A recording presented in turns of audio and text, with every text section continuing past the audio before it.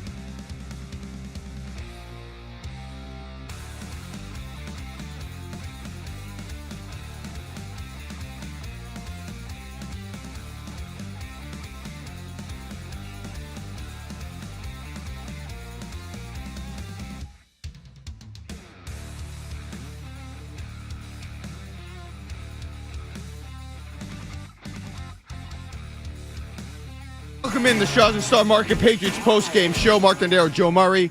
Shaw's and Star Market makes shopping, ordering online, and saving easier than ever. Download the Shaw's Deals and Delivery app or the Star Market Deals and Delivery app today. 28-24 Patriots. Merry Christmas.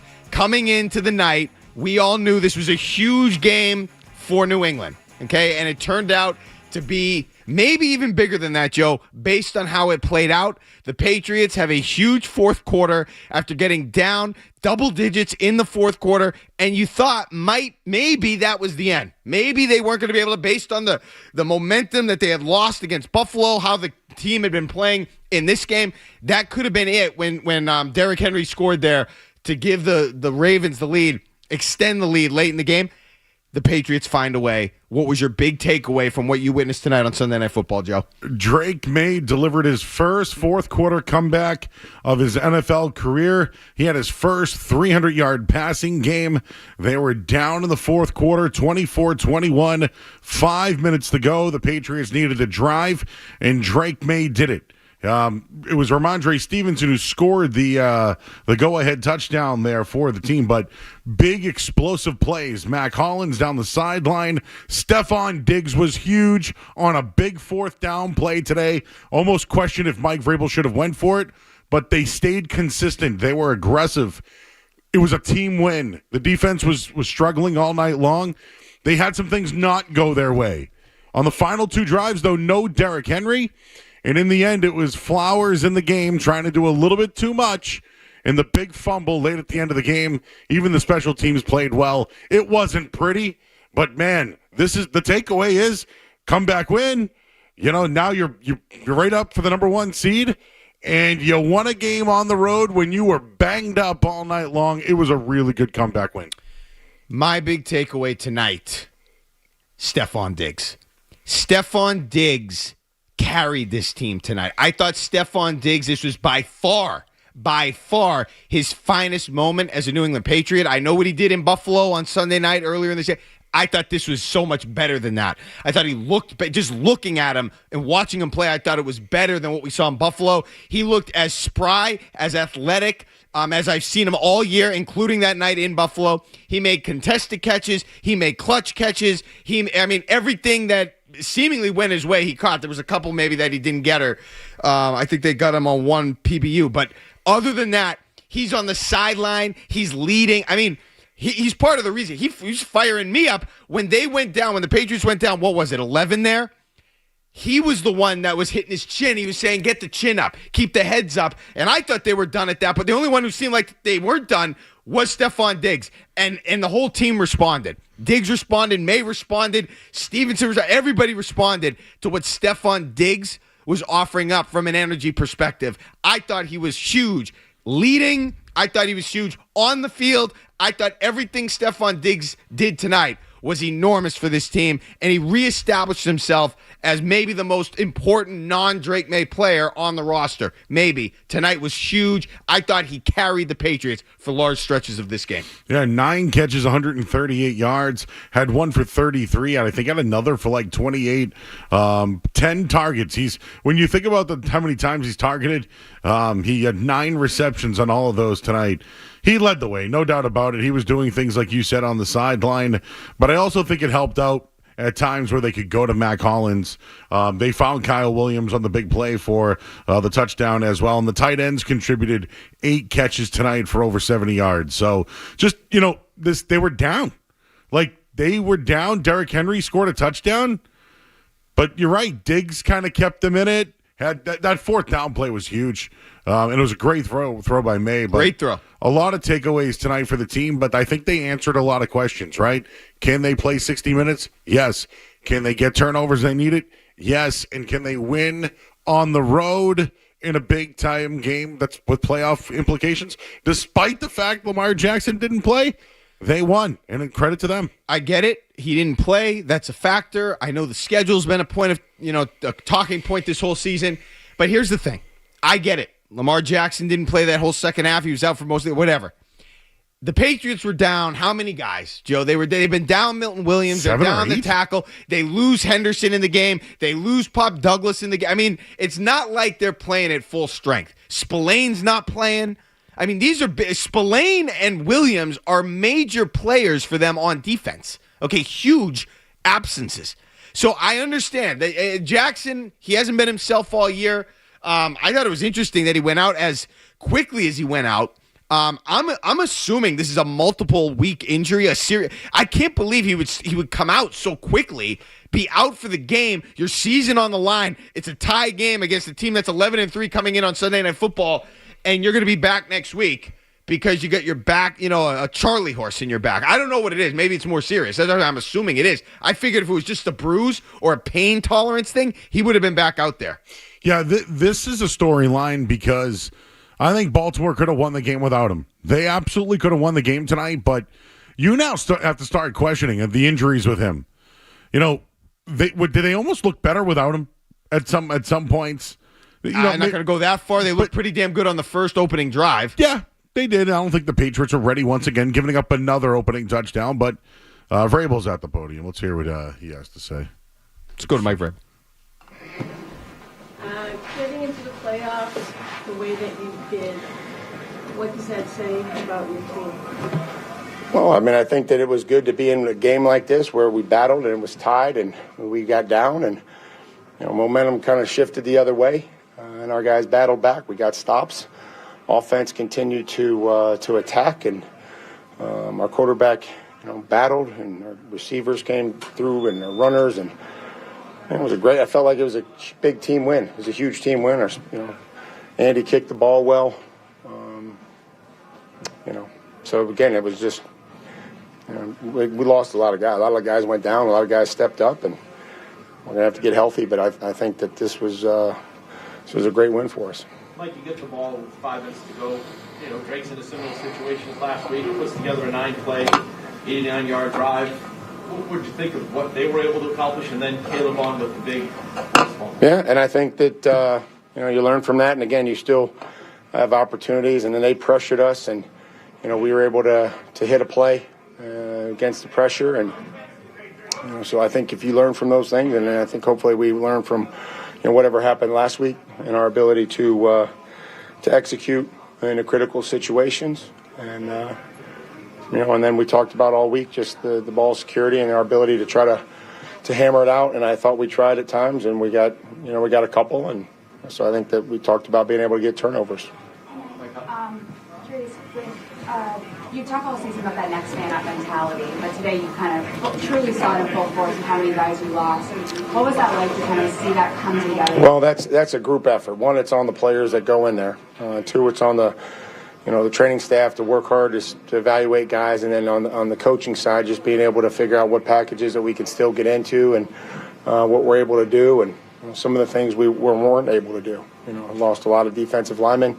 Give a guy like Anthony Jennings a lot of credit going in there and playing defensive line and helping us out. So I appreciate what he did and everybody else that was able to step in. I just think that we talk about opportunities, and this whole year, somebody that receiving room. And I get the nature of the receivers in this league. I understand it. Been around this league for a while, and they all want the ball, and I think that that's what they're supposed to do. And when they don't get it, they have to understand that, they'll get it. And he took advantage of his opportunities, came through, contested catches, third down conversions. It's great to see. It's great to see, Mac make plays for us. Kyle, Kayshawn, unfortunate for Kayshawn. The penalty or whatever they called over there is, completely, whatever they called over there, and then his ability to go down, which I thought he was competing for that ball, and I thought we were going to have that one. But, Kayshawn's going to help us out, and all the receivers are going to play roles throughout this year. Did you give an explanation on why that wasn't a flag? No. Here's what the explanation I got. You have to survive the ground. So I'm very aware of the catch rule, but that's all I got. Mike, what did you think of Drake? I just thought gritty. He got hit. They pressured, or they got home when they didn't, and he just kept getting up and battling. I didn't flinch, and again, I think it was important for all of us to, have that game. The entire team. Sorry about that. No, I'm sorry. No, I was long paused. You got 2 forced fumbles on punch-outs. And on that last one by Jason where he was out of the play and then... Chasing. Yeah. Yeah, no, he was chasing. We just addressed that. That was something that we've been practicing and focused on. And, even just looking at Gonzo's tackle when it got on the edge and the stiff arm and breaking it down, something that we had talked about and practiced and tried to, get and held him to 4 yards. And, I thought there was a switch there, especially from Gonzo in a sequence where he stabs the ball out. We blitz him. He blitz with a demeanor, and then I look out there, and because we need him, and he's out there as the corner on the punt return. And, I told him this isn't going to be a shock, but if those are the efforts that we need to have from him. You guys know this. Our best players have to play good each and every week for us to win.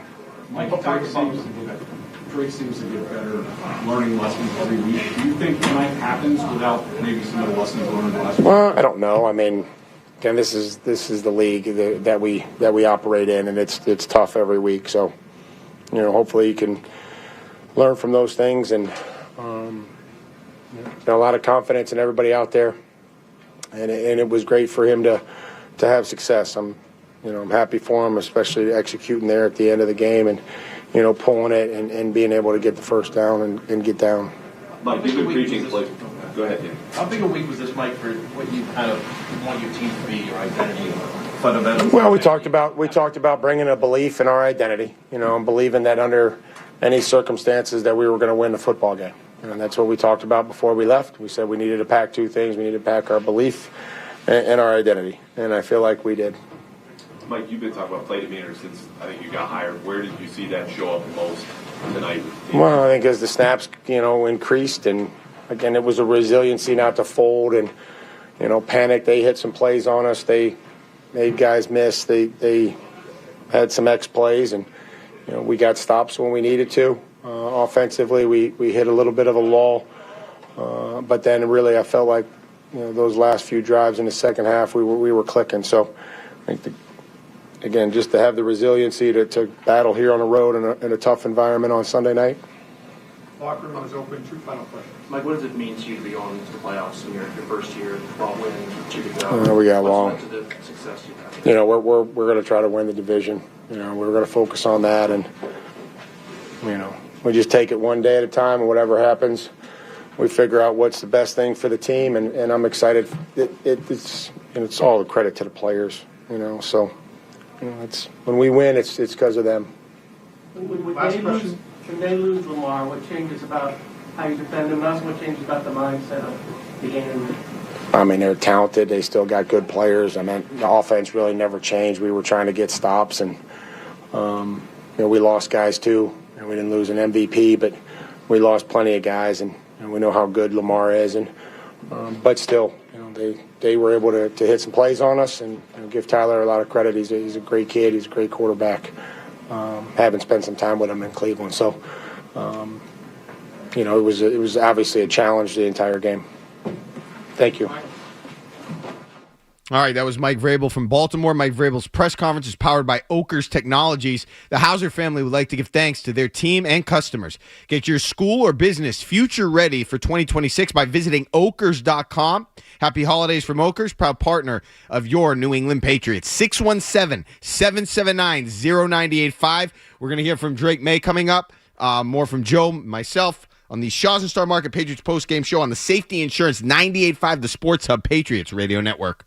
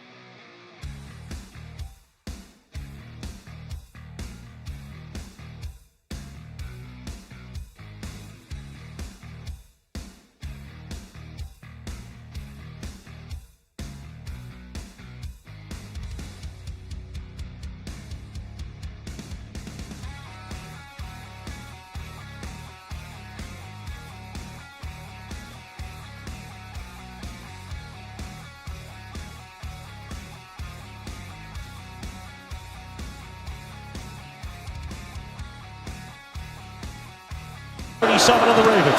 Snap is back to May. He loads up. He throws a long ball down the right side for Kyle Williams. He has it. He falls across the sideline. He's in the end zone. Touchdown, Patriots. Cash money. Get your dance on. I can't believe it. Kyle Williams again. Made a grab like that down the left side. On his last touchdown catch as a rookie, and Aaron's over the right side. Oh, what a catch. Over the shoulder. Beautiful throw. Man. Big time. Tough catch for the young receiver looking back, tracking it all the way. Mark Dondero, Joe Murray. The drive of the game is brought to you by Safety Insurance, providing comprehensive coverage for your auto, home, and business. Ask your independent agent about safety. Will help you manage life's storms. 7 plays, 73 yards, capped by the Drake May to Kyle Williams touchdown. And Joey, I'm going to tell you right now, that catch was outstanding. Okay, if you watch the slow-mo replay, I think it was Humphrey, whoever the cornerback was, he had his hand right in there. Okay, the coverage was tight enough, but his hand was right on the ball, right on the spot where the catch was being made, and Williams found a way to see it in, control it, hit the ground, survive the ground, all that, and make the big play for the Patriots. That is his role on this team, and he couldn't have played it better in that moment right there. I almost don't know if he'd be in the game if Pop Douglas didn't get hurt. There's a lot. This is why tonight's a big win, everybody. The guys played tonight roles that they might not necessarily have been in. I'm not sure if the Patriots wanted Stephon Diggs out there for 9 catches tonight because they are still, keeping on his reps. But so many different players did different things with guys going down. So whether it was a win, if you want to look at it as no Lamar Jackson, it's a soft win, coming back from 15 points in the NFL is a big thing. Getting contributions from rookies is a big thing. And getting a performance from your quarterback on 2 huge drives to come back and win the game, those are big things in the NFL. So I don't care who it was against. That's something to celebrate. 100%. And I'm just going to add to what you just said. Not only that, not only did they come back, Joey, they come back after a week where they were up 21, choked the game away. You're playing kind of clunky in this game. Mays turned it over twice. The offense isn't really humming. The defense has struggled. And you find a way amidst all of that on the road to put 2 drives together like that, get a stop, and put the game away. That was a good moment for the New England Patriots and one they desperately needed. 617-779-0985 to you. Let's kick it off with Paul in Rhode Island. Hey, Paul. Thank you for taking my call. I told Joe, why would you want to play the Patriots away? It's okay. No big deal. Joe is always right because he's the best. He's the best. But, Mark, I always listen to your show. The reason today we got one gift. I don't care about all these analytics and all these. So Lamar didn't play, but here's the point. The point is that we have 2 new coaches. I repeat, 2 new coaches. They are coaches. We have 25 new players. They play like savages, even if they're second in line. Okay. Thanks for the call. I don't. Savage. Look, I thought there were issues tonight. I mean, it was a great win. They rose up when they had to, but there was definitely things that the defense especially could clean up, and I think, Joe, they will. They're missing guys. Spillane and Williams are key. They're not filled with depth, and this isn't, the most talented team to begin with. Forget about their depth. They need these guys. And I'll say another name that was big tonight, I thought. Kayvon Chason, I thought, showed up tonight for the first time in weeks in the biggest way that we've seen him recently. He had a huge sequence, I think, at the beginning of the third quarter, which led to that missed field goal, which I thought was bizarre. That didn't even get there, right? Loop, who was drafted ahead of Borregales. Yeah. He had a couple, and then that play on Flowers, that wasn't really carelessness. That was a great play by Chason. Hustle play, ball hawk. They said they practiced that play. That was a great play, and it ended up sealing the game for the Patriots. Cody's in Nashua. Hey, Cody. Hello. How you guys doing, by the way? Merry Christmas. I think that one of the most important plays that proves that this was kind of a huge culture win was not the fact that, let's just say that was a close call on that booty play down in the 10-yard line there, but the fact that we didn't cry about it. Like, I've seen this team over the last 4 or 5 years just put their head down. In my brain, I was thinking, chalk this one up as another loss because this is what that team's been doing. and then right away, the team just brings it right down the field and scores a touchdown. I haven't seen stuff like that since Brady. Yeah, that's a good point, Joe. I don't think Drake May, I don't see him as a crybaby. He's not a whiner. He's not a complainer. I don't see it from him. Vrabel was very vocal. Everyone else got back in the huddle. Mac Hollins made the next big play. But just watching the other games, there were games where penalties, like the Lions today, a penalty happened and it just unraveled. Not the New England Patriots down in a game, fourth quarter on the road. They ended up making, 3 big plays after that to take the lead. I just have so much appreciation for what Drake made. I mean, he keeps coming. We've talked about it, all season. He just keeps coming. He makes a mistake, he forgets it, and just keeps coming. He forgets it. Okay, he almost reminds me of a baseball player, just a short memory who is not bothered by mistakes. He keeps coming. He keeps making plays, and it's infectious. And I think it was part of the reason they won this game. Paul's in Connecticut. Hey, Paul. Fellas, how we doing on this beautiful Sunday night? Great. All right, perfect. So, with pretty much my whole point, and by no means necessary am I comparing Drake May to Tom Brady before I get into my point.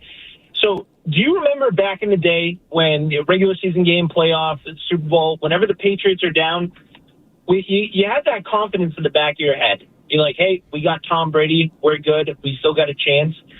I had a little bit of that feeling tonight, knowing we had Drake May, the way that he's played this season. He's so young. He's so raw as of right now, and he has looked absolutely fantastic. And by the end of this game, I was like, that was a very similar feeling to, what I experienced during my childhood. And I think, with how young this team is, with how great Drake May has looked, we're going to be in a great kind of state of mind moving forward with this team. That's a good point, Paul. See, and that's very important, Joe, because that is a big part of leadership, a big part of being a superstar, a quarterback, obviously. How do you feel when the game's on the line and your guy has the ball? I mean, we've talked about, we're not going to cross sports at the Patriots Postgame show brought to you by Shaw's and Star Market. We've talked about this with the Celtics, though. And Tatum and Brian. How do you feel in those moments where the game matters? As great as those guys are, if Drake May can develop a little bit of that magical type of feeling where, hey, we got Drake will find a way. He's not there yet. He hasn't done it enough. But if you could build off performances like this, I mean, I felt better last week, honestly, and then it didn't go well. So I think I needed this tonight. But I felt pretty good. These callers are feeling pretty good based on what they saw from Drake May late in the game. That's huge. That's a big stepping stone. Hey, they won tonight. I think John Harbaugh has a lot more questions to answer than Mike Vrabel. Did anyone ask about the fake punt? I don't think anybody asked. Did anybody ask about that one? I was asking you during the live. I know it didn't matter, but I don't know. I mean, that was a big moment. He was obviously thinking or afraid of something. Almost desperation. Desperation. In a way. Was it the defense? Yeah. All I'm saying is that's what they came back from tonight. Right. Like they had so many mistakes and just self-inflicted in the injuries, and then not to mention the penalties. And they still won the game. Like, that should be celebrated tonight. All right, 617-779-0985. More of your calls. We're going to hear from Drake May. Joe Murray's going to have a headlines for us. But first, let's pause 10 seconds for station identification on the Safety Insurance 98.5, the Sports of Patriots Radio Network.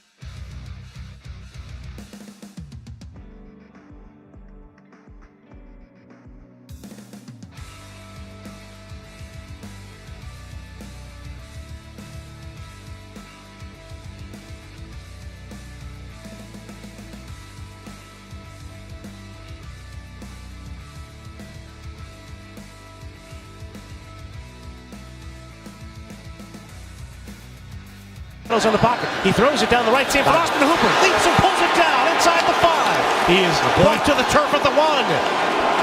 Hey, Roy Gilman with the coverage for the Ravens makes the stop on Austin Hooper. good complimentary football here. You get the turnover on the hit, the pop out on Henry.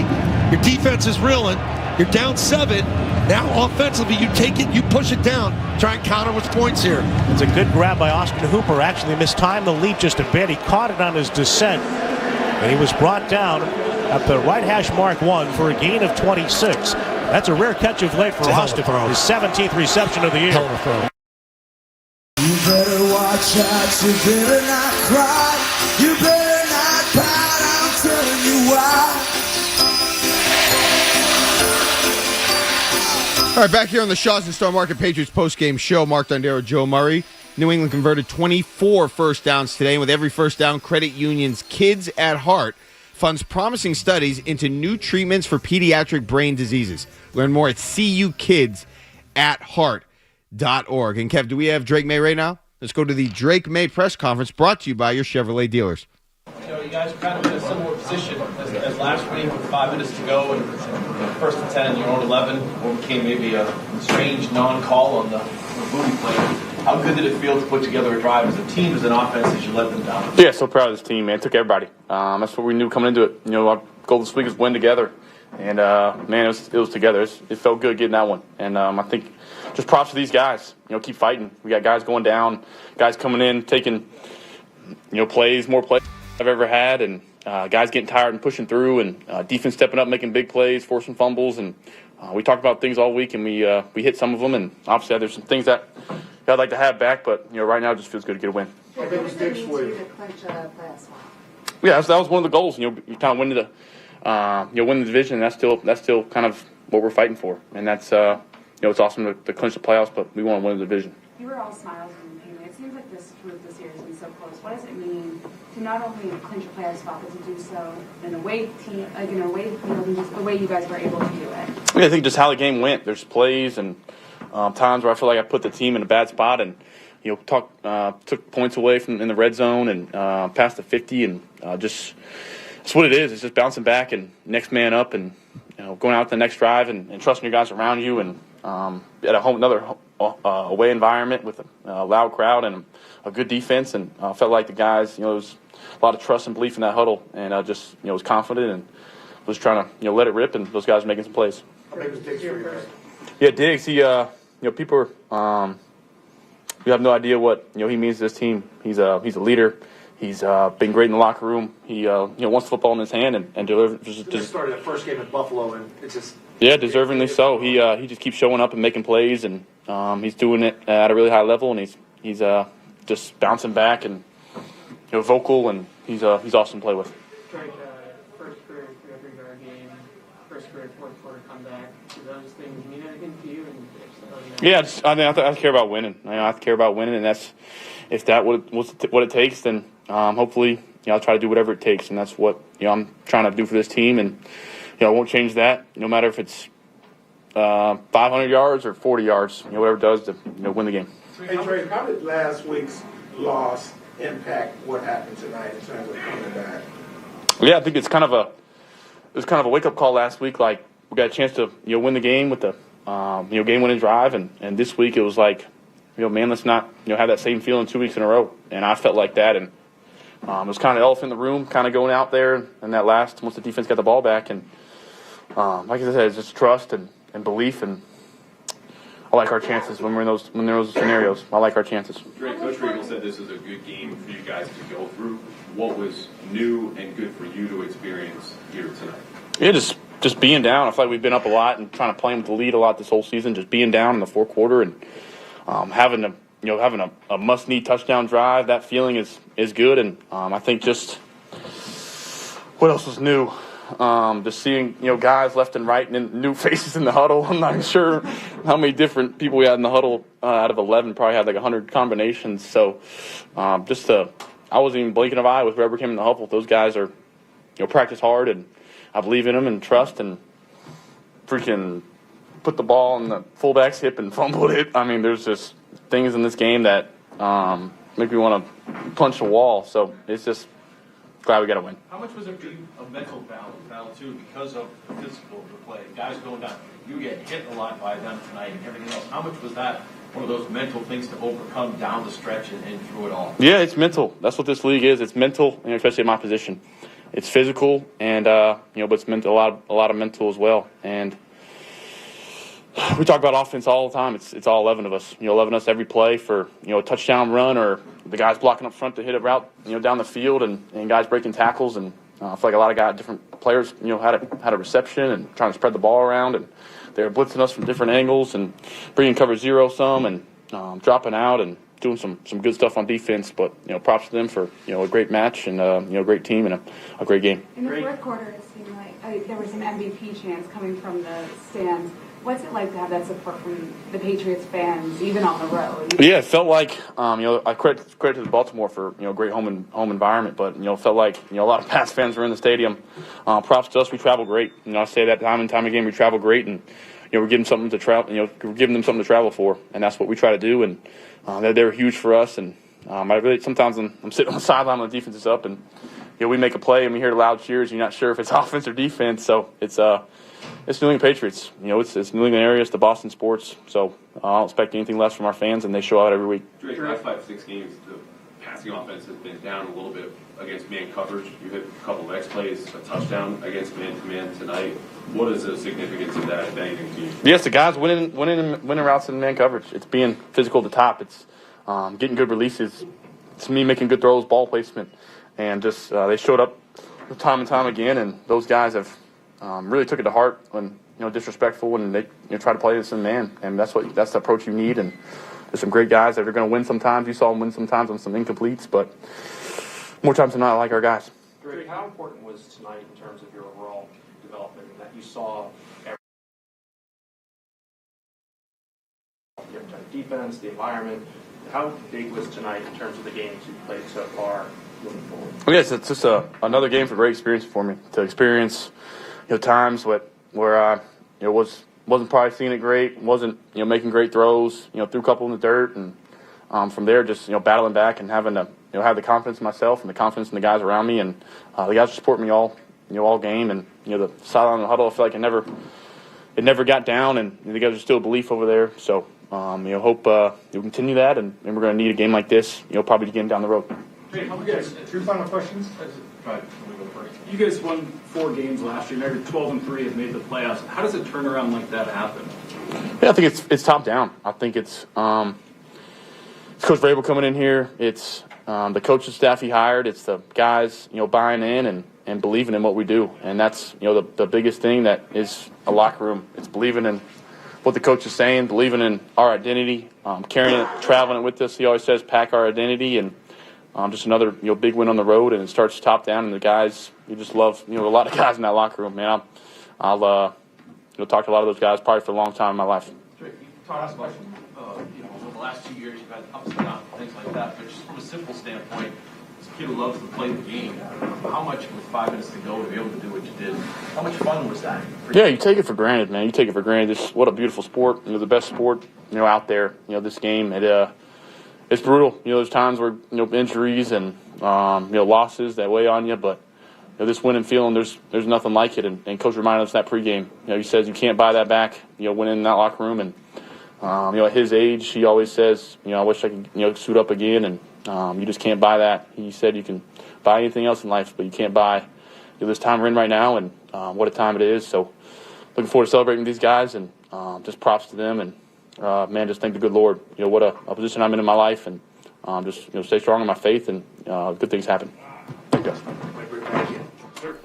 All right, Drake May's press conference brought to you by your New England Chevy dealers and the Chevy Silverado, where dependability comes standard. When we get back here on the Shaws and Star Market Patriots postgame show, Joey and I will react to that. We'll go back to you, 617-779-0985. This is the Shaws and Star Market Patriots postgame show on the Safety Insurance 98.5, the Sports Hub, Patriots Radio Network.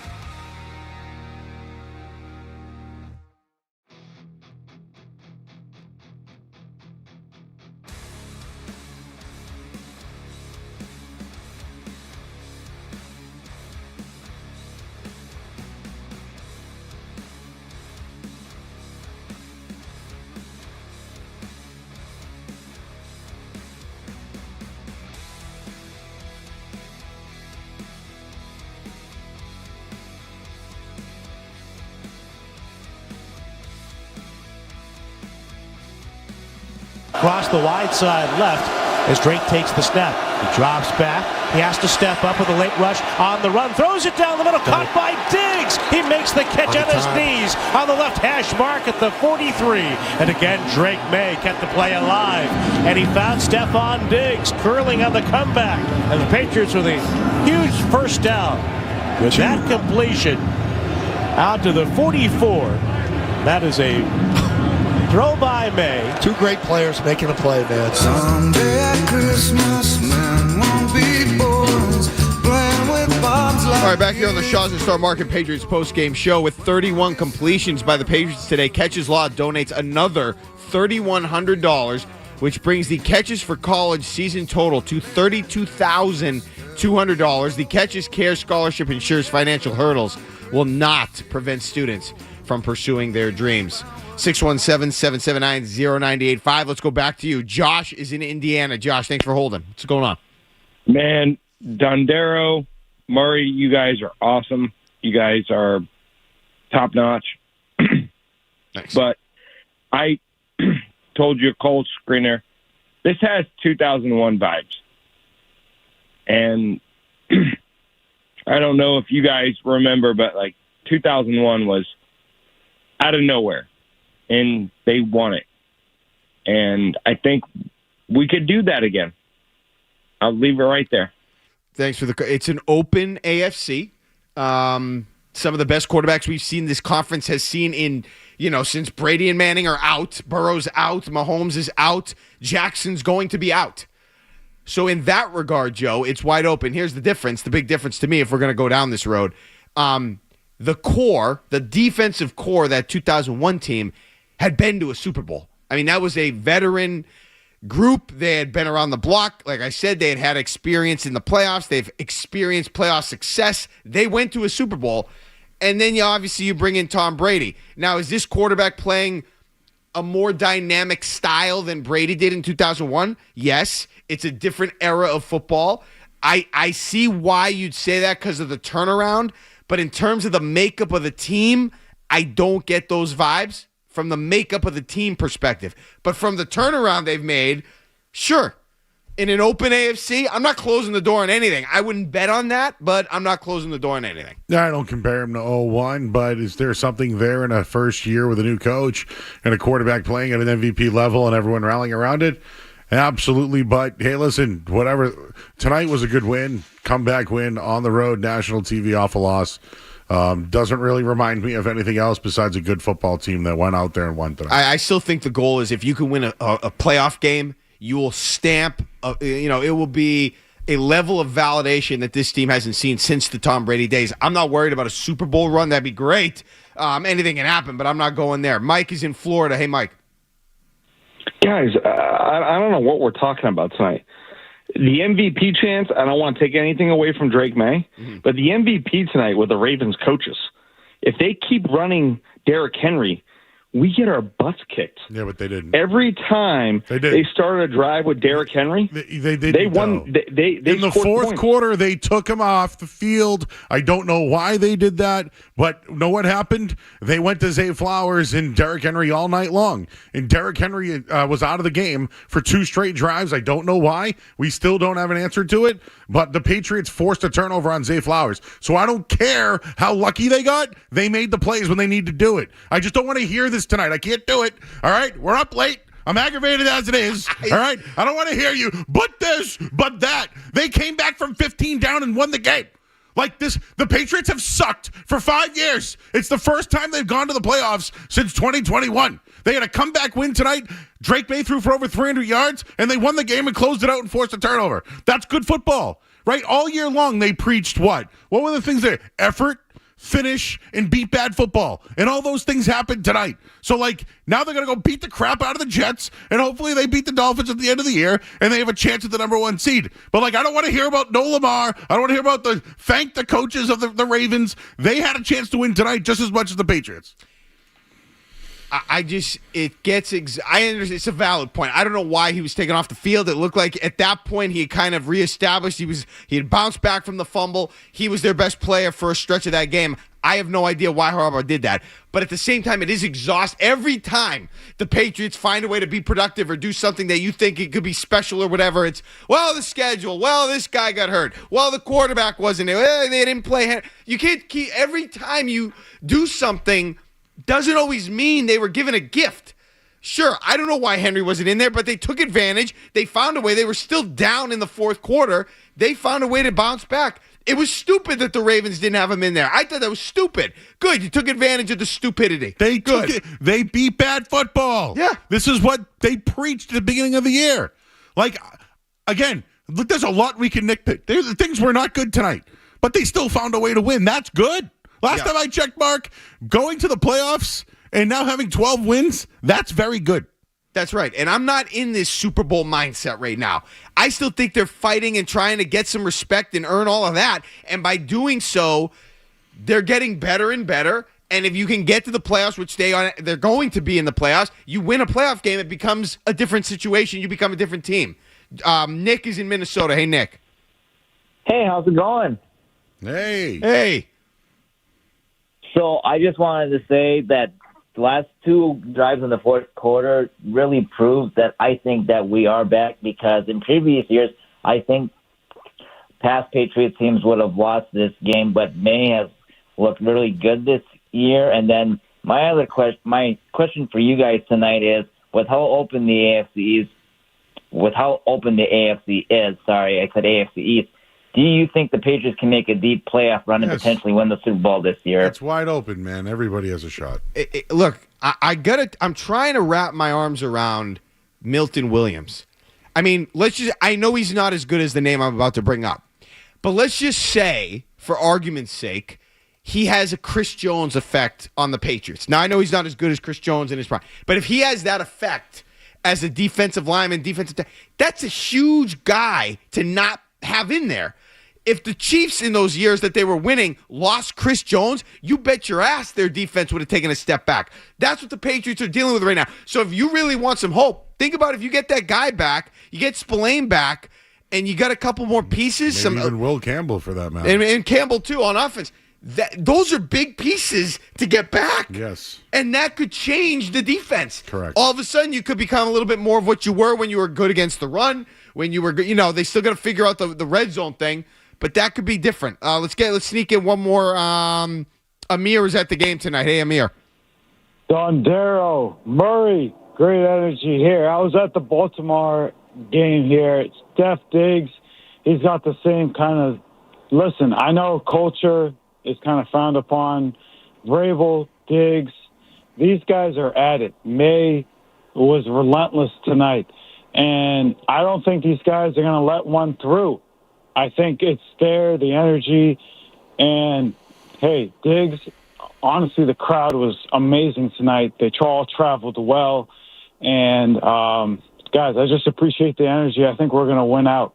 And they need to, and that, again, that's a desperate team. With or without Lamar Jackson, they are fighting for their lives, that team, that Baltimore team. They don't want to be embarrassed to not make the playoffs.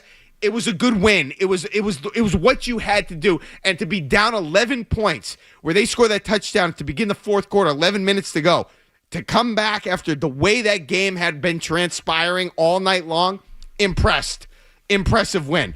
All right, we're going to talk to Greg Bedard of the Boston Sports Journal at 12:50. When we get back, more of your phone calls, 617-779-0985. But right now, Joey has a headlines for us.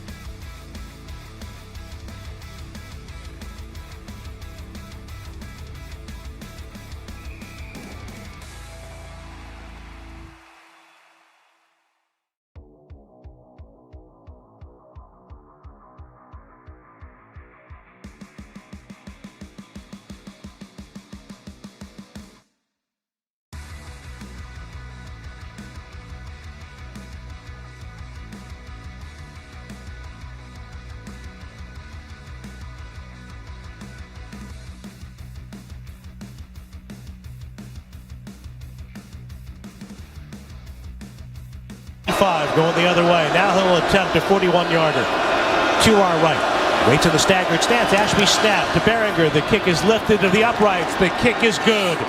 The rookie comes through again for the second time tonight, delivering the Patriots a 3-point lead. It's New England 13 and Baltimore 10. Here in the 0985. Once again, this season, as part of their Apex Cares program, Apex Entertainment will be donating $100 to support autism education and research at the New England Center for Children for every converted field goal. For more information, go to apexentertainment.com. 2 field goals tonight equals $200. Borregales was solid tonight. He was solid. No, for real. I wondered about him late in the year. Yeah. He was great. Cold, right down Miami, the middle tonight. Yeah, looked great. Back to the calls here. Mark is in Connecticut. Hey, Mark. Hey, guys. Thanks for taking my call. I want to start off by saying Merry Christmas, Happy Holidays to you guys. Back at you. Thank you. And, you know what this reminded me of tonight? It reminded me of the Tom Brady and Julian Edelman games with Drake May and Stephon Diggs. Just the connection that they had, it was just on display. It just looked really good, and I just hope that, they continue this rolling. Love you guys. Thanks. All right, yeah, I thought, as I said to open the show, I thought Diggs was enormous tonight. Energy, leadership, on-field production. But that's a good, it did feel like that. His binky, his go-to guy, he trusts him implicitly. He knows that Diggs knows where to be. It feels like Diggs always catches the ball like Edelman. It felt like he always caught the ball. He never dropped the ball. He did have drops, but didn't feel like that. That was an enormous performance tonight from Stephon Diggs all the way up until the end of the game where he was going through the tunnel screaming happy holidays to all the Baltimore team. What? We should, when we talked to Greg Bedard, I believe he was one of the guys this week that said that he didn't look right and, maybe slowing down and they are worried about December him. December Diggs or whatever they said in Buffalo. Something to that degree. Yeah. So, he had a pretty big response today. Well, he put that to bed. December Diggs or whatever. This was the best I'd seen him. And again, just the way he looked. I thought he looked more explosive tonight. I just thought maybe he wasn't. I just thought he looked that way. Remember when he had to come out of the game because they thought it was a head thing and he goes, no, it's my shoulder or whatever. Oh. He was still on the sideline with his eyes just focused. So the best part of that, I wrote it down. Okay? They said it was in the second quarter. They had to physically restrain him from going out of the tent and back on the field. Physically restrain him. I think the report said he left through the back of the thing, but whatever. And everybody realized there was a back door to the Erecta tent. Max is in the truck. Hey, Max. Hey, what's up, guys? So that game was amazing. The way the Patriots fought back and won just goes to show that this team, we got to take it game by game, but this team just, with all the injuries tonight too, they just fought back and won. It was a great win. Merry Christmas. You guys have a great night. Love listening to you guys. Merry Christmas. Look, I thought the defense started the game in a disgusting manner. Okay? They couldn't do anything. They were non-competitive for a stretch there. But once again, now, earlier in the season, we'd see them settle down and really play a good game. I didn't think they overall played a great game, but I will give them credit. When they needed to kind of step up, they did. And they looked totally different at the end there on their coverages. It was nice. I thought Gonzalez on this night was awful. See, I thought he was bad. I thought he was awful. Yeah, that was bad. He made one play late in the game. He finally jumped a route, right? And he needed one. No. That was a good tackle there. Yeah. But he jumped a route, and the Patriots started to win on first down, finally. Late in the game, the last couple drives. But they did, and all of a sudden they were filling holes. And then the chase on play to end it was a huge play. That's a great play. That's an effort, energy play, and you strip the ball. Great play, great close. Did you think Vrabel was involved with the defense on the sideline? He was talking to them. That was nice. He was coaching. And one of my big takeaways from this past week was it's great when Mike Vrabel when the defense gives up 5 straight touchdowns on defense, but it's all Josh McDaniels' fault. Right. So I said all along, I always thought Josh McDaniels would be the fall guy here. I just didn't think he'd be the fall guy on the defense, too. Well, when he went for that fake punt, which I did not like. Bad call. I thought that was an indictment on the defense, not on what the offense was doing. Or they couldn't do that. I thought that was the defense isn't getting any stops. We need to keep the ball here. So let's give him a short field. Well, right? I mean, look, I guess you could argue it was because of the offense, because you took the ball out of Drake May's hands, which I don't love. But I mean, the defense was failing me at that point. I had no confidence in that moment on the defense or in the defense. So that's what that said to me. Kevin in San Francisco. Hey, Kev. Hey, guys. How we doing? Good. Hey, listen, great win. There's a lot of negative stuff that's come up about, like how Henry wasn't in, all that good stuff. How about a comeback win? How about just like all the stuff that we've been criticizing this team for not being able to do, and we did it tonight. So, Jesus Christ, just lighten up and enjoy the freaking win. God's sake. Yeah, I think tonight takes away a lot of discussions about their schedule and winning in the fourth quarter, playing 60 minutes. Can their defense make a play or a turnover? And can Drake May lead the team back down or even, throw over 300 yards? All those things were answered tonight. I can go to bed happy. I mean, I don't know. The Henry thing, go talk to John. That was stupid. Stupid. You can't control their idiocy. If that's what they're going to do, fine. Yeah. You take advantage of it. Look, I don't know. We can ask Greg this. This is on my list. Does the schedule become more of a thing based on what we've seen the last 2 weeks and Lamar Jackson going out and they win, they got down, they had to come back, whatever. We can talk about that. But that's an idiot move by a coach that sort of floundered this year. You take advantage and win the game. And that's what they did. And they had to come back to do it after stretches going back to the Baltimore game. Check that. The Buffalo game where they didn't play well. They found a way. Brian's in Swampscott. Hey, Brian. Hey, guys. Thanks for having me on. I want to jump more on what you guys have been talking about with Drake May here because to me this is another big growth game. I felt in the first half he was kind of shaky, a bit rattled perhaps, but even in the fourth quarter, how he settled down and responded was something that I really wanted to see from him. Coming back with a beat-up O-line, beat-up receivers from Pop to Booty to getting hurt late, Henderson against a really good defense in his first 300-yard game off of that. Also, first comeback from being down double digits since the Atlanta Super Bowl game. This is absolutely crazy. So it's like, as much as there are errors within this game, for sure, I feel really encouraged by this, what I feel like is a big growth step in May's early career so far. Absolutely. Huge. Yeah. It's a big, listen, they're all going to go home on that flight tonight. And, look what we did. Yeah. And now they just got to take care of business the rest of the way. Heal up because, man, that's a mash unit. I think 6 or 7 guys got hurt tonight. And I'm going to just say this, and May said it during his press conference. I think it's a big deal the way he said it. He wasn't seeing the field well. He said different guys in the huddle was what he was talking about. Different guys in the huddle. That's what he said an issue was for him. Yes. All of those things.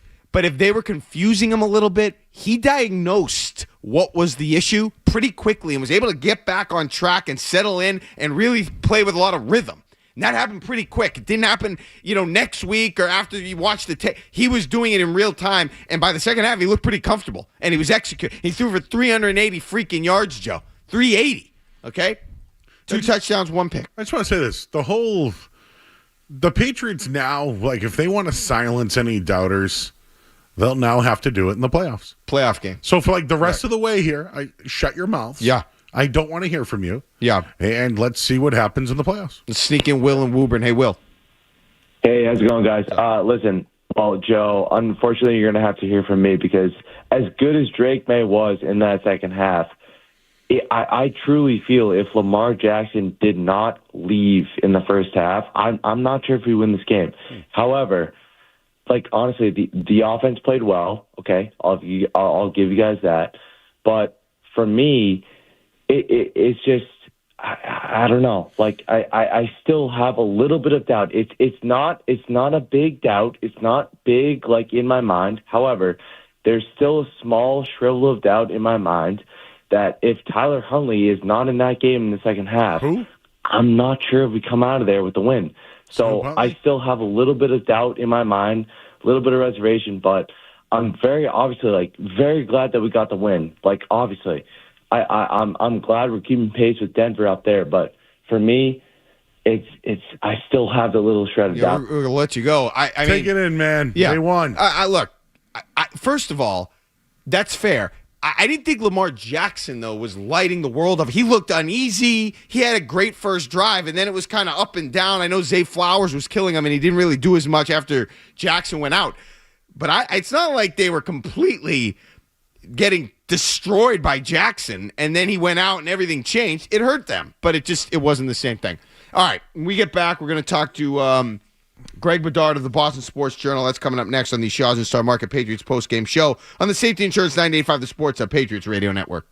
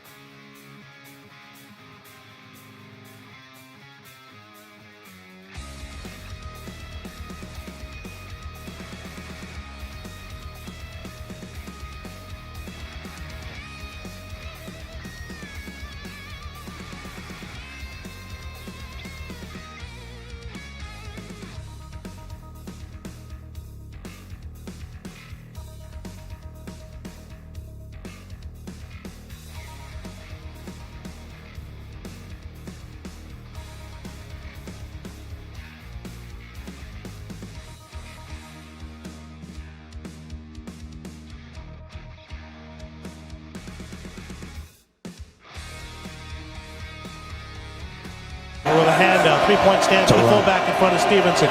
Kyle Williams is split to the right. Drake May surveys the defense. Nobody deep for Baltimore in the secondary. Hand off Stevenson, runs to the right side across the 15. Cuts it across the 10 to the 5. Into the end zone. Touchdown, Patriots. A sensational run by Ramondre Stevenson as New England takes the lead. What a run. And it was a run the whole time. You could tell they brought formation in to pack it in tight. The Ravens still couldn't stop it. Way to go back.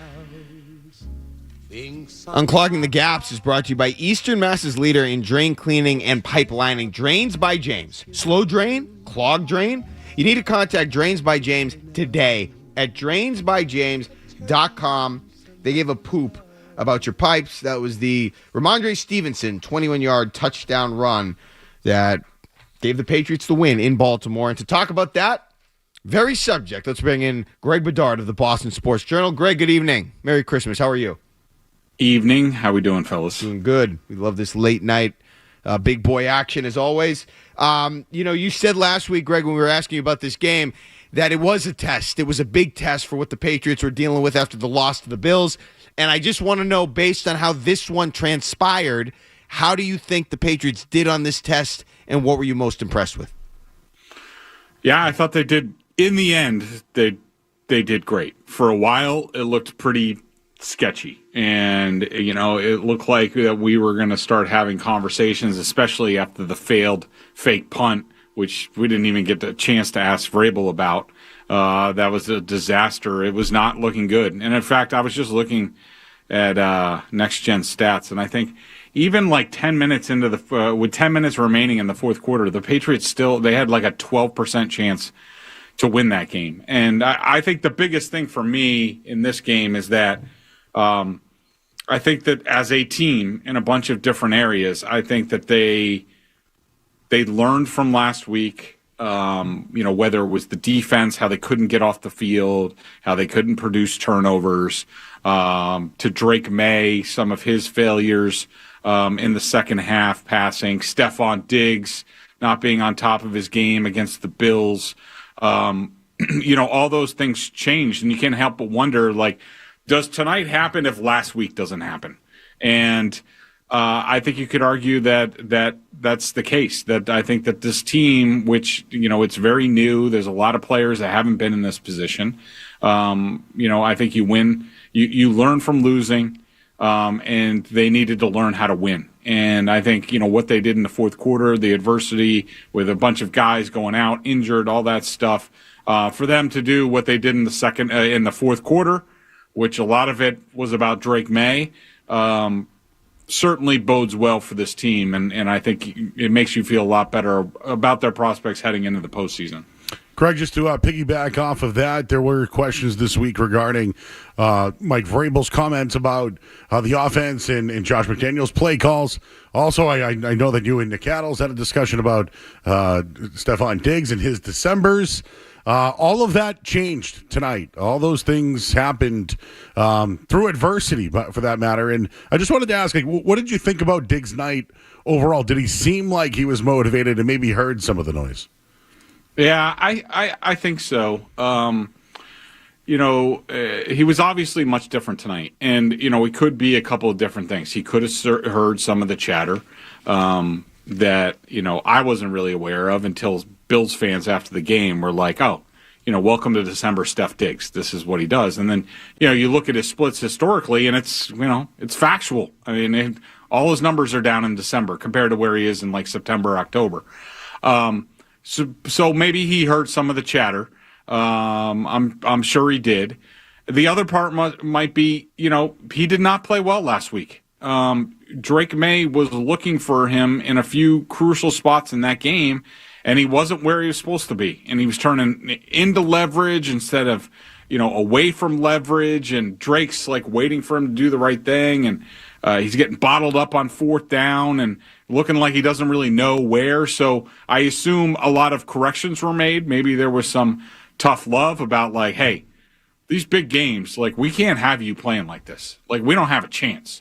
And so, maybe there were some discussions with Vrabel about it because he did look like a different player tonight. And he was He was a guy that what we saw tonight was very similar to the Bills game in Week 5. I thought that would not happen again. I was wrong about that. But whatever reason, however it happened, it needs to continue for this team.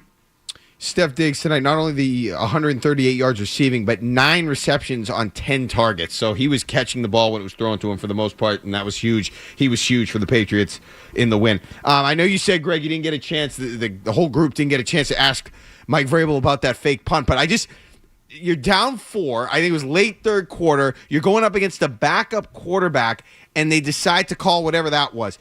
Was that an indictment? Vrabel's decision there more on the defense and what they were doing and maybe a lack of confidence in that unit, or the offense and not having a bunch of confidence in their ability to pick up the first down and move the ball and score?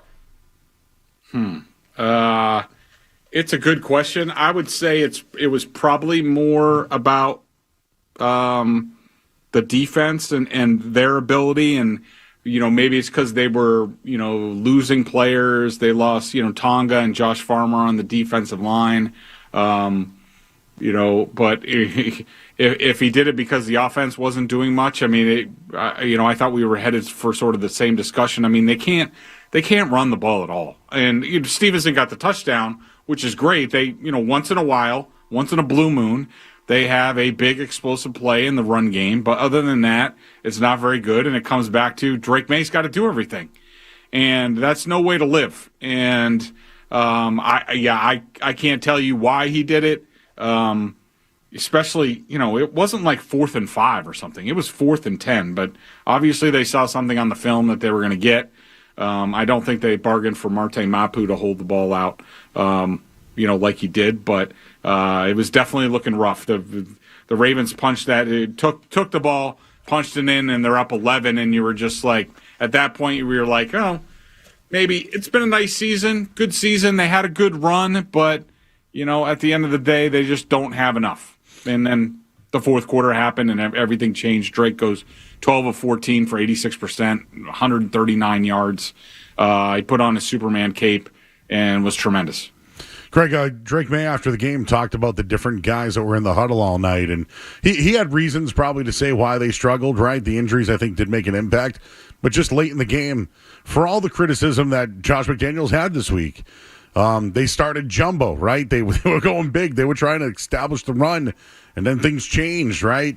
But down the stretch, do you think Kyle Williams is on the field if Pop Douglas doesn't get hurt in that game? Yeah, probably. Pop is more of a, Pop doesn't play very much. I mean, he is he's more of a slot guy, dig substitute, Gadget. Keep the play count down. Yeah, that sort of guy, where Kyle Williams is a legitimate, boundary receiver. At least he's, he plays a decent amount. It's hard to tell because he never gets the ball. But, yeah, I mean, that was a tremendous throw, tremendous catch, and, hopefully they keep getting contributions from guys like Kyle Williams. Real quick, we're going to take a break, but we have to get a headlines. But I just want to ask, Greg, I thought Christian Gonzalez sucked in this game. Did he suck in this game, Greg?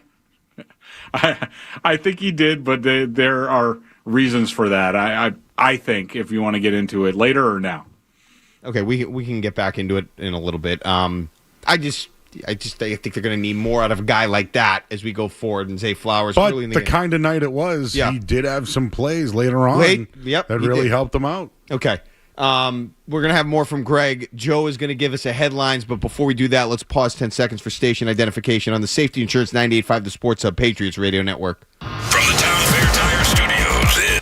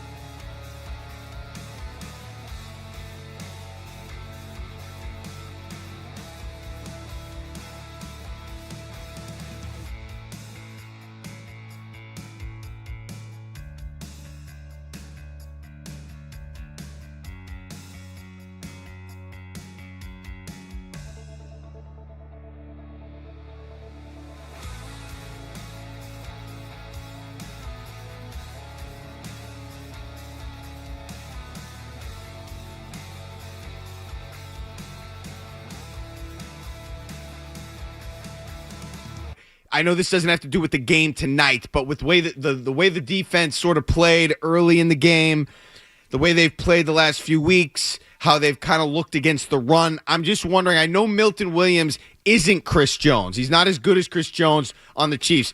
But could there be a little bit of a component where a guy of that stature, Williams, for this team, this defense, is a gaping hole, and if they get him back for a playoff situation, things could change dramatically along that defensive front and the defense overall?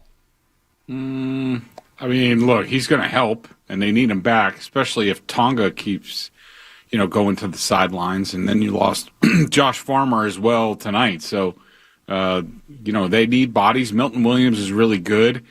The type of lift that you're asking for, I just don't know if that's going to happen. Okay. Because, look, the Patriots, some people wanted to say the Patriots were a good defense, and they were doing a good job of keeping teams, off the scoreboard, but they're still one of the worst red zone teams. You're going to face better teams. They haven't done well against better offenses, and there's a reason why they're 27th in DVOA. So, is he going to help and he's going to make a few more plays? Yeah. Is it going to mean a sea change for this defense against playoff teams? I doubt it. Yeah, one of the worst red zone defense based on, I don't know, everything, the stats and everything we've seen. And real quick, I just wanted to follow up. Did you say you had identified a reason why Christian Gonzalez was subpar for a lot of tonight? Well, I think it has to do with, something that we've talked about before, in that, they ask him to play a lot of zone and play off, and I don't think that's conducive to his talents. And I look at it similar to, remember when Stephon Gilmore first got here, and they were primarily a zone team, and Stephon Gilmore was terrible. He was getting spun like a top in that Panthers game, and then suddenly, yeah, I mean, he was horrendous. It looked like, oh, what a disaster this was. And then Belichick adapted and went to more man-to-man, and suddenly, they were really good. He was really good. He went on to become Defensive Player of the Year. I think it was the next season. And so, but I don't have a lot of. I've been holding out some hope this year that maybe they morph into this man team in the postseason or in the big games, but I just don't think it's going to happen. And I'll be interested to see if that continues in the next season. This Vrabel and his guys don't look very adaptable. And I think if this is the way they're going to play defense and they're not going to change, then I think you have to wonder, what's the value to Christian Gonzalez here if your defense is going to be more about scheme than it is to adapting to the strength of your players. Yeah, just another Vrabel question, I guess, for you on that one. Winning in Buffalo Week 5 was impressive. Do you think this was the best win of Mike Vrabel's first year here in New England? I guess I would have to say so. I mean, I think both games had circumstances. Obviously, Lamar Jackson goes out of this one. I think that their decision not to put Derrick Henry on the field, nursing a 3-point lead after the Patriots, cut the lead. I mean, it's amazing. I mean, I don't know. I think as many Drake May MVP chants as you could hear, as the game was over, I heard just as many Fire Harbaugh chants in the stadium. Week 5, I guess the Bills, I think maybe they snuck up on people a little bit. Not too much film. But, there was a lot at stake in this game, and for them to come back like they did in the fourth quarter, for Drake May to, get the snot beaten out of them, taking hits, delivering the ball, having the fourth quarter that he had. This has to be the most impressive. And for them to be now 7-0 on the road, it's just it's amazing, and it makes you think that if it had changed a little bit after the Bills game, the Bills loss, what they were capable of, I think, you're right back into it thinking they have as good a chance as anybody in an AFC that looked completely wide open today. Based on how the last 2 weeks have gone, Greg, should we buy into this whole narrative about the soft schedule and they didn't play a lot of great teams and it's the easiest schedule in years in the NFL? Is this something that's really impacting the Patriots and their prospect as we go towards the playoffs? Not now, after they played these two games. And that was sort of always my mindset where, I don't think that they were, tested all that much, for a while there during their winning streak. But, I thought we'd have a lot more data. We'd get a lot more answers on this team after the second Bills game and the Ravens game. And, I think we have that now. And I think they get a lot of confidence from what happened in the fourth quarter. And more importantly, I think they get that, they always thought Drake May is talented and he's capable of, doing some great things. There's no doubt about that. And I'm sure they've always said all the great things about Drake May. But there's a difference between saying it and then knowing it. There's another level that you can go to as a quarterback where you want to get to a level where the team believes, the team knows that no matter what the circumstances is, they still have a chance with number 10. Just like for years, they always had belief. They have number 12. They're capable of anything. And I think they got some of that belief tonight, and there's a lot that you can do with that. How do they handle the rest of the way here now? I know I asked you this question last week, and maybe it is just, everyone shows up and who's ready and who's not, but, it's a mash unit. They lost, 6 guys tonight? I know a few returned, but I think you have to start looking at maybe the health of these guys heading into the playoffs. Yeah, I mean, they're going to have to, balance both of those things. I do think that Vrabel's still focused on, winning the AFC East and getting that last victory, and it shouldn't be a big chore with the Jets and the Dolphins in the final 2 weeks. But I think, keep doing what you're doing, and then, maybe certainly Week 18 against the Dolphins, you're going to have to make some decisions on, who you play. But I don't think that Vrabel's going to change course this week. But if they wrap up the AFC East against the Jets, then the Dolphins is definitely up for grabs. And just one more quick one, Greg. I know that, things happen on game day. I get it. Right now, who do you think right in the AFC is the most dangerous team as of right now, basically? Because teams have, some wins, some lose, ups and downs. Right now, who do you think is the most dangerous team? The most dangerous team, in the I AFC. would say at the moment, I think you have to give it to Jacksonville. For them to go into Denver and beat the Broncos like that.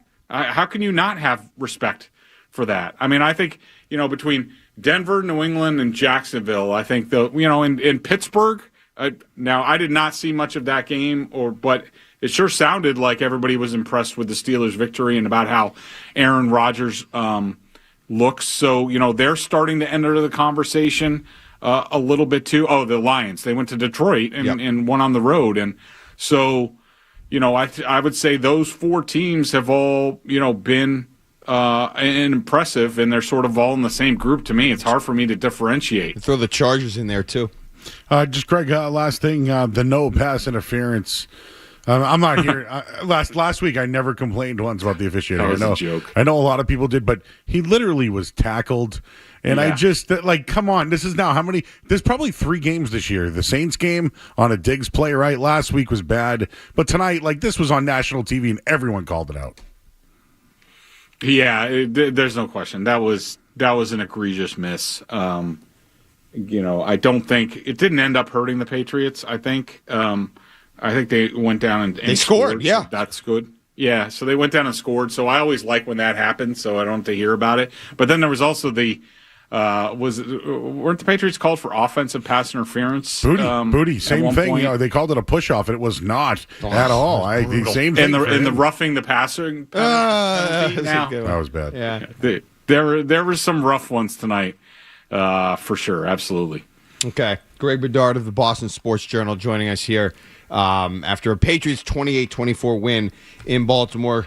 Greg, thanks as always. Merry Christmas to you and yours, and Merry Christmas, Greg. We'll talk to you Tuesday with I think Maz and others. So Merry Christmas, Happy Holidays. Thanks, Greg. Hello.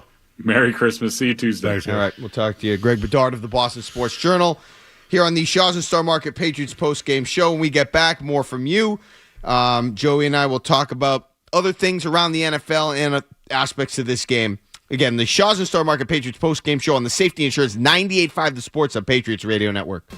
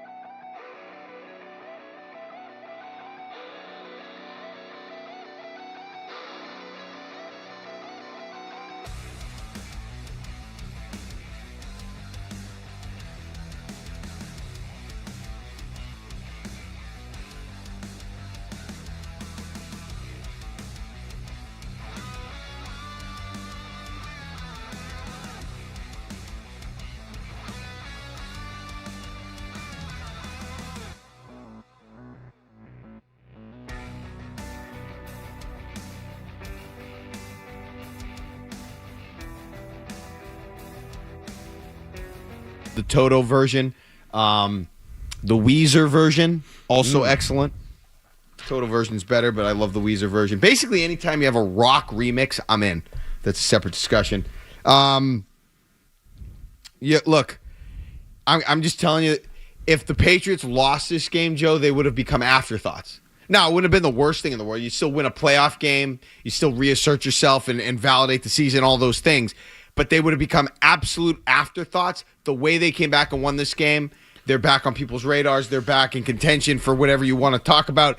Not that that's a big deal, but I'm just telling you that's the situation. That's what comes about from them winning this game. I think I would have probably called them frauds a little bit. Yeah. Like, here you are, the two biggest games of the year. You had a 21-point lead in one of them, and you blew it. Yeah. And then you come out in a tie game at halftime when they lose their starting quarterback. Oh, that would have been even worse. And you lose? Especially a tie game in the second half. It's Lamar's out, so it's Huntley versus Drake May. You got to win that game. It was essentially Travis Henry and Zay Flowers versus the Patriots defense. And this win sort of takes 2021 off the table. You know, the collapse after the bye and the Mac. Like, that's not going to happen now. This is a huge win. The way they won, fourth quarter, 11 down, coming back. Huge win, huge game. Let's go to Daniel in Burlington. Daniel, thanks for holding. D. He fell asleep. He fell down. Let's try. Steve is in Walpole. Hey, Steve. He's sleeping. Steve's sleeping on the air. Wake up, Steve! Steve. He's gone. I've never heard the actual breathing of sleeping on the air. Imagine being so animated to call into a radio show. You fall asleep. That's good. It's kind of like right. John Harbaugh in the fourth quarter. Tom is in Arizona. It's earlier out there. Hey, Tom. What's up, boys? Can you hear me? Yes, got you. Merry Christmas. Hope you guys are doing well. You too. Thanks for staying up late. I ain't sleeping. Yeah, man. I just wanted to say, just the fact that last Sunday, I mean, the way that game ended, the last two possessions were, and I mean the Bills game, the last two offensive possessions were just terrible. And Joe was totally right. If they lost today, I would have called them frauds because this game did have weight, but they showed up and they took care of business. And, I know Lamar wasn't in there, so, that Huntley is, I'm just looking at his stat line, not good, but whatever. You play the games that you got, and, I mean, they took care of business, and, I mean, they actually had, I don't know, there wasn't a ton of drops, but they did have a bunch of plays where guys just dropped balls that for first downs and stuff Hunter like Henry, that. Hunter Henry, Ramondre was open. I think if a receiver's down there, he catches that. But those are balls that were on their hands. Totally on their hands, exactly. And and Stephon Diggs is such a baller. He's such a baller. I'm glad he's here. He is a baller, and I'm glad that they have him. And it's like they won this game, and this was a medal test, and they did pass it because if they lost this game. And I totally could have seen them losing this game, and I'm not going to say whether or not I bet money on it, but this is a great win, and I'm glad to be up with you guys. I'm glad you guys are up and covering this with us, and Merry Christmas and go Pats. All right, Merry Christmas, Tom. Thanks for the call. I'm going to just say one thing. We're celebrating Steph Diggs tonight, and I thought that was a story. I thought that was the story of the game. Steph Diggs, what he did on and off the field. I thought it was awesome. However, I also want to give credit. I thought Matt Collins was excellent in this game. I thought he's been excellent, but some of the catches he makes, he's reliable. He's a big target for May. May trusts him. He can climb the ladder better than anybody on this team. He brings down as like a second option type of guy. He is awesome. And I thought he was big tonight in that secondary role, playing, the co-star to whatever Steph Diggs was doing. One little sneaky note I'll say tonight is the offensive line at one point was without Morgan Moses, and then the guy Mumford and Sons got hurt. Yes. So, I don't know who they went to tackle next. Well, I think Ben Brown is available. Or maybe they moved and went over. I don't know what it was. But Moses came back into the game, but the pockets, the way that they were going, Drake May had plenty of time, and every throw he stepped up and fired. Yeah. A couple of Hollands, as you mentioned, Steph Diggs. The most impressive one was the 4th and 2. Mm-hmm. On the sideline. Oh, what a throw. Threaded the needle. Yep. Diggs catches it, spin move right down the sideline. Like, that was a big play. Huge play. Because they're down in the game. Yep. And who knows, maybe the Ravens get the ball back near the 50-yard line. And all you need is probably definitely 2 first downs would have ended it. Maybe Henry comes back. The throw to Kyle Williams was pretty good, too. I mean, that was in perfect position. Let me ask you a question. Did Vederian Lowe play tonight? Yeah. Did you hear his name once? No. The only guy that I could nitpick who struggled, Jared Wilson. He did. They throw some stunts at him. He's Kyle Hamilton got him a couple times. Yep. Oh, he was good tonight. He was good. Bad ankle and everything. Yeah. He had a tip play, if you remember. It was a rollout, and it was one-on-one, him and Austin Hooper.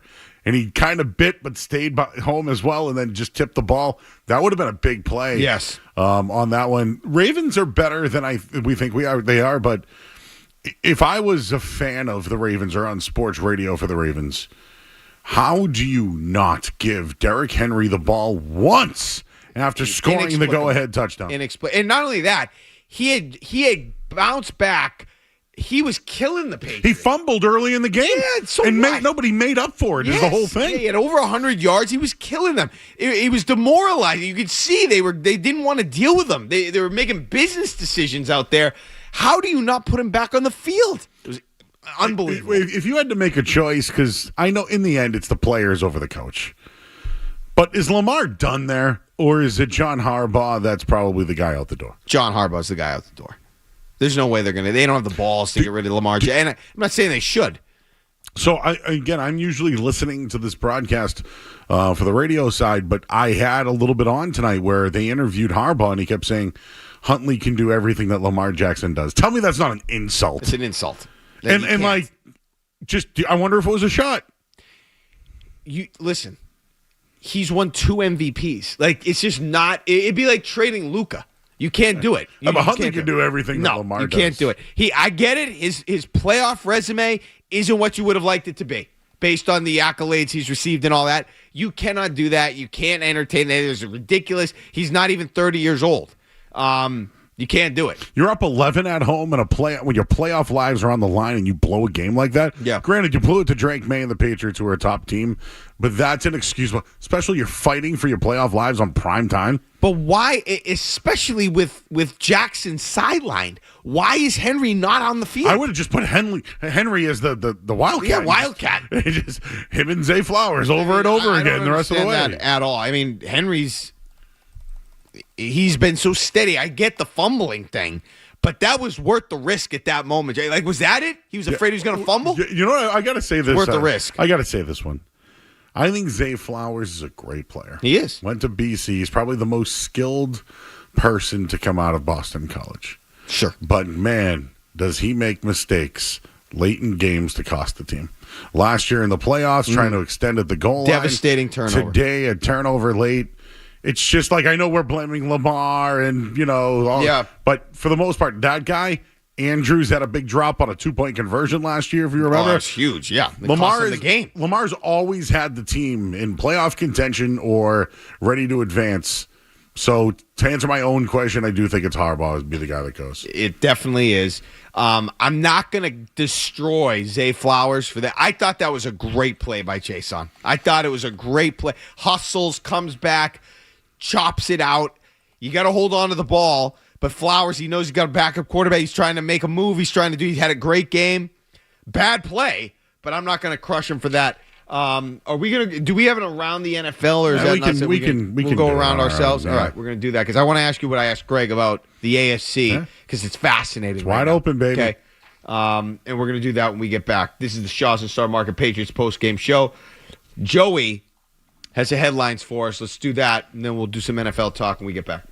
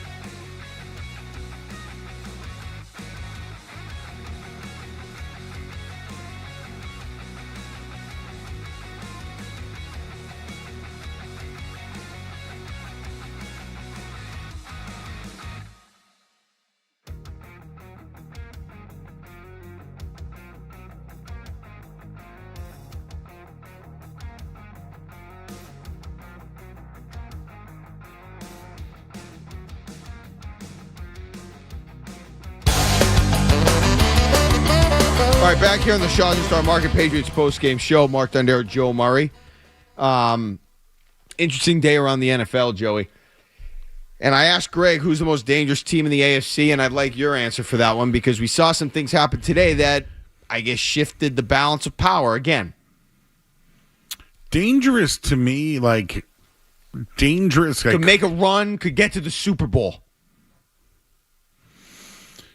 AFC for me, I would probably say right now it's probably the Broncos still for me, but they got exposed today. I mean, you lose. That was a big loss at home. They didn't lose by a couple points. It was a big loss. Was it their defense? Was it Bo Nix? I can't buy into the Jaguars. I can't do it. Listen, is finally Trevor Lawrence playing like a number 1 overall pick and has a good coach behind him who's helped out Will Levis and other guys? Let's call it what it is. Liam Cohen has been a spectacular offensive coordinator and now has Trevor Lawrence playing at an elite level. Mm-hmm. Good for them. Good for them. Yeah. But it's also the first year, so it's it's the first year of that crew. Jacoby Myers has been a huge addition. Huge. They love him. To that team. So I don't fear them. They're the tomato can still to me. That's who they are. Playing in Denver is still a tough place to play, and Sean Payton, I think, will have the team ready to go the next couple of weeks. But is the Texans that team? Because did they look like a team that you are dangerous in Houston today? Struggling with the helpless Raiders. Helpless. The Steelers, I wanted to say, scoring 29 points in Detroit to go toe-to-toe with them and make a stop at the end of the game, that's impressive. Say what we want about Mike Tomlin, but that's a 9-win team right now with control of the division. I don't find them dangerous, but they've beaten the Patriots. They've got great running ability today from Warren. And I don't know if they can get it. I'm just thinking about their running game between Gainwell and Warren. That's their identity. It's not DK Metcalf who punched a fan today. Did he even punch him? He swung at him. It wasn't a punch. It was more of a shot to the face. A swing. Okay. It wasn't. Yeah, swing. It was more like a jab. Suspension. Yeah, I would. You should. You swung at a fan. Okay. Yeah. I mean, wasn't Ron Artest, but you swung at a fan, you made contact with a fan intentionally. What about the Chargers win That's today? what I was just going to ask you, because that was an impressive win. And by the way, they beat Denver earlier in the year. Okay, so the good news is for the Chargers, if they beat Denver in Week 18, they're going to win the division. If this is the bad news, they play Houston next week. Now, I don't know if Houston, they didn't look quite as good today. One of those two teams is probably going to lose, Houston or L.A., but the Chargers, I feel like, are getting completely overlooked. Completely overlooked, considering they've got some good players. Herbert's good. I know their offensive line all year has been banged up. They got a really good coach. I feel like they could be a player and make some noise. So right now we know the Chiefs are out, Dolphins are out, Bengals are out. Ravens are hanging around. They're going to be out. Colts play tomorrow. 49ers need that win because of the whole Seattle dynamic with the Rams from the other night. Houston's potentially in. Potentially. What about Buffalo? I am not afraid of Buffalo. Josh Allen didn't even throw for 160 yards today. Are they dangerous? I don't think they're that dangerous. I just don't. I know they've had a couple of really miraculous wins. The Bengals and the whatever. Allen is not playing very well. Their defense still doesn't do it for me. They're not as talented or even as close to as talented as they've been in other years. I just don't see it with them, Joe. I don't think Allen's playing well enough. So let's just hypothetically say the Patriots beat the Jets in Miami. The only game that's going to matter is the Chargers and Broncos. And if the Broncos lose, the Patriots become the number 1 seed, and I believe the Chargers become the number 2 seed. They would, assuming they beat the Texans. I think they have to be. If they don't, I would like to see them beat the Texans because then they're very incentivized in that Week 18 game. They can win the division, which would mean something. If they don't beat the Texans and they go to whatever it is, 5 losses, then it doesn't matter because Denver would only have, the 3 losses, and they're not going to win the division, and that game probably doesn't mean as much, and they're just going to be getting ready for the playoffs. They need to beat, and based on the way Houston played today, I think that's a distinct possibility, and that would be good. I hope the Patriots get the 1 seed. But who do you think is the best team in football? I think the Rams are. I mean, they've got the MVP. They've got some veteran wide receivers that make plays. Or, Puka Nacua is a veteran. He makes insane plays. His production, his catch rate, all those things are elite. Their defense is playing well enough, if not better than well enough. And I just feel like they're the most complete team. They've got a running back group. Like I just think they got a great head coach. I just feel like they're the most complete team. They've been tested this year. They've won big games. They've beaten good teams. I just feel like that's the team to beat right now. To me, I think the Eagles are the most dangerous team. No. Best roster. No. I don't think Hurts is playing well enough. But here's the deal. Seahawks are at the top. Bears, right? You probably didn't love what they did yesterday, but although they came back and won. Carolina Panthers. No. Right? The 49ers? No. Okay. So you have the Rams and who? The Eagles. The Eagles. That's what I'm trying to say. I do think that. I just don't have them over the Rams. No, I'm saying I think dangerous, the Rams, though. I actually thought the Rams were going to beat them last year in the playoffs in the snow. Yeah. I thought they were going to, and then it ended up, I forget if Stafford turned it over or whatever. They had a chance at the end of the game. I thought they were going to win. Yeah, Philly, because I don't buy Sam Darnold. I don't care what the defense in Seattle does. I don't buy it.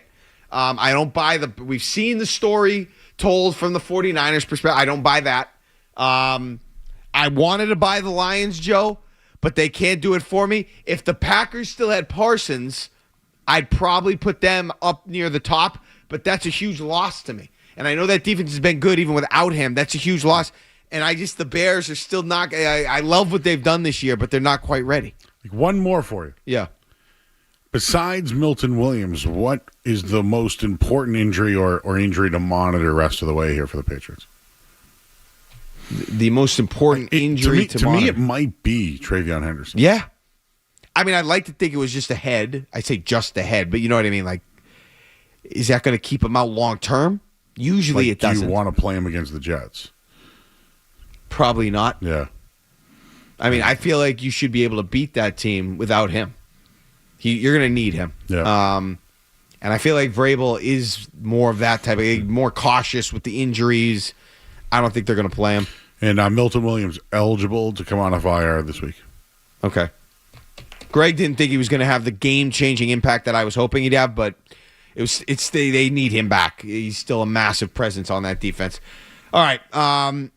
We'll wrap things up when we get back. Patriots win it 28-24, coming from behind 11 down in the fourth quarter to beat the Baltimore Ravens. This is the Shaw's and Star Market Patriots postgame show on the Safety Insurance 98.5 The Sports Hub Patriots Radio Network.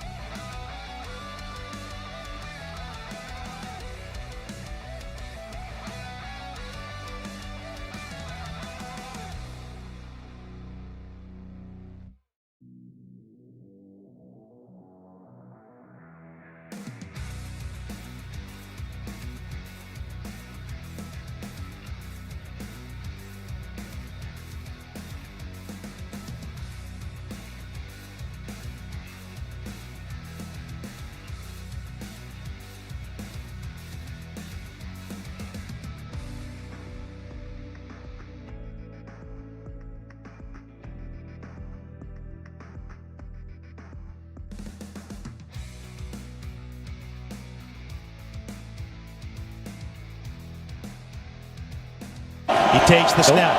It's a quick throw to the left. It's caught by Diggs. Shakes a defender. Runs left side. 35-30. Across the 30-yard line and out of bounds at the 28. And with tight coverage on Stephon Diggs, he made the catch from Drake May, peeling away. And now the Patriots, who convert on the 4th and 2, with that gain of 20 yards. Do people understand what a gamer this kid is? He's just a gamer. He shows up, and everything that is thrown to him, he fights for it. He competes. He plays with an edge. I love everything about this player.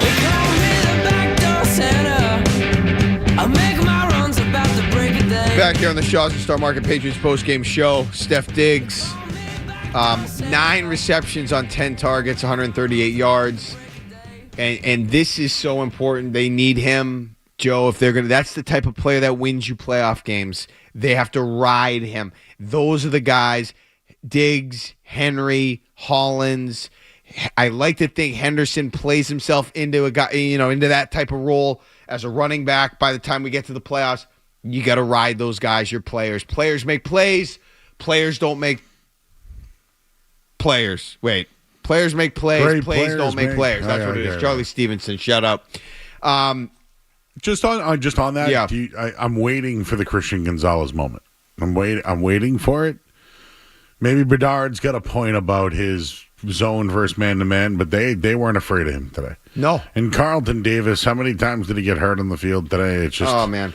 He's putting his hands on his head after they give up a third down conversion. I mean, even on for crying out loud, the catch that, and I thought it was a catch. Zoe flipped out. I thought it was a catch that it was DeAndre Hopkins made. The one-handed juggling, one-handed catch. Yeah. Davis was right there. Got a hand on it and still couldn't complete the play and allowed Hopkins to make the catch. He's a great catch artist or whatever you want to call it. But, I didn't think the cornerbacks were good enough tonight. We didn't hear anything from Marcus Jones. I don't know how much he was on the field. I didn't think that Davis or Gonzalez were particularly good tonight. And they're going to have to be, especially if you want to do things in the playoffs. They're going to have to be better than we've seen. Well, the Jets are on deck. Yep. And they gave up 300 yards to Tyler Shuck, the rookie today. They also gave up Taysom Hill through a touchdown pass. Brady Cook from Missouri is the quarterback for the Jets. Threw for 188 yards today while Breece Hall, 54. They have no one to throw to. The Jets are very bad. I thought I read they don't have an interception all season. Wow. So I just, look, it's the NFL. You can't take anything for granted. I get all that. You have to simply not lose the next 2 games. Either one. You just can't do it. Both these teams have been miserable I know the Dolphins had a little win streak. They just benched to it. They're done. The Jets are beyond done. And you've got everything to play for. I think the winning the playoff game thing that we've talked about for the Patriots is paramount. But, I mean, you're right there to win the division. Wow, I didn't realize Giants and Raiders are the 2 worst teams in the league. Followed by Cardinals, Browns, Titans, Jets. Well, yeah, the Giants, everybody got afraid of them when they came here, but they had lost like 8 in a row or something on their way to Gillette that night. They played okay. Jameis Winston gave him a little spark, but they lost a bunch of games. And Jackson Dart today was horrendous. Horrendous. Wow, the Jets need to lose to get a top pick. Right? I mean, do they have a quarterback? No, right? No. They need. And I think it would be, to see that Mendoza kid for the Jets, I think would be hilarious in the market. I do like. He reminds me of Tebow the way he Yes, speaks. he does. But that'd be Indiana to New York. Whoo, baby! And the way that he presents, I just feel like that would be fun and interesting. All right, Pepsi, the official soft drink of the Patriots, has teamed with Shaw's and Star Market for sacking hunger. Today, the Patriots recorded 1 sack. And that's another $1,000 donated by the Shaw's and Star Market Nourishing Neighbors Foundation to the Boys and Girls Clubs of Boston to help end hunger. Great game for the Patriots. Even though the 1 sack, they still found a way to make the plays down the stretch, and they get the win 28-24. Our winning combination includes those in Baltimore, producer Mark Capello, engineer Dennis Knudsen, sideline text Tyler Knudsen and Mike Perry, intern Luke Armpriester, studio technician Kevin Majori, associate producer Tom Morgan, and executive producer Jeremy Connolly. It'll be the Patriots at the New York Jets. That's a 1:00 game. next Sunday, weekend after Christmas. And, I forget, do they have a scenario where they can clinch the division with a win? Do we know that yet? I'm sure the scenarios are out there, but the Bills just won again today, so with a win, the Patriots can just clinch the division with a win. Mm-hmm. Simple as that, because they have the division record tiebreaker over Buffalo. So if they have that, you beat the Jets. Hat and T-shirts, baby. Good night, everybody. Merry Christmas. Merry Christmas to you and your Joey. Merry Christmas. Merry Christmas, everybody. Everybody, Merry Christmas. Thanks for listening. This is the Shaw's and Star Market Patriots postgame show on the Safety Insurance 98.5 The Sports Patriots Radio Network.